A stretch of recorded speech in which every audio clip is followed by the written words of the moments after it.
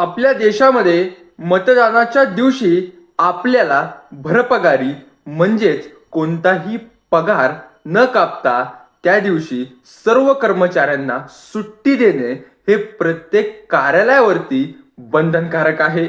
मग ते कार्यालय कोणतेही असो, व्यावसायिक असो, औद्योगिक असो किंवा व्यापारी असो.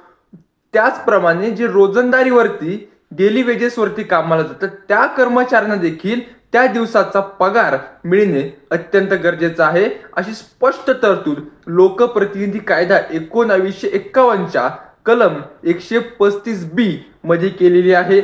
आणि या दिलेल्या तरतुदीचे पालन जर कोणी केले नाही, त्या विरुद्ध वागले तर त्या कार्यालयाला किंवा त्या मालकाला 500 रुपयापर्यंतचा दंड देखील होऊ शकतो. पण अपवादात्मक परिस्थितीमध्ये असे एखादे काम असेल की त्या कामावरती तो कर्मचारी न गेल्यामुळे प्रचंड मोठ्या प्रमाणात नुकसान होऊ शकते किंवा काहीतरी धोकादायक घडू शकते, अशा परिस्थितीत फक्त त्याला सुट्टी दिली जाऊ शकत नाही. मात्र इतर परिस्थितीमध्ये मतदानाच्या दिवशी सुट्टी घेणे आणि त्यात पगार न कापले जाणे हा आपला हक्क आहे. ही माहिती आपल्याला माहितीच असायला हवी.